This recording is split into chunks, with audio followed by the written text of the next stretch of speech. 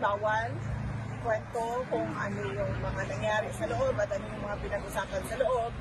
I can only say na, yeah, President Duterte is still alive. Opportunity para malaman kamusta na po si tatay on your visit today? Yes, oo.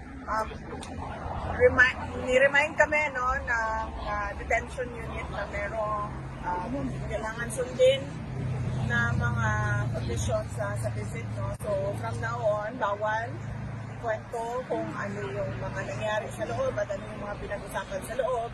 I can only say na, yeah, President Duterte is still alive.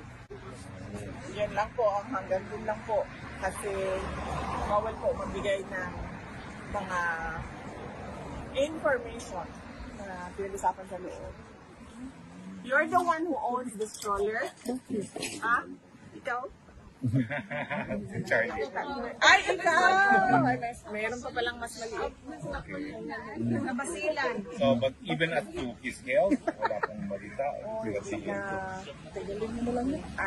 We're not allowed to give updates.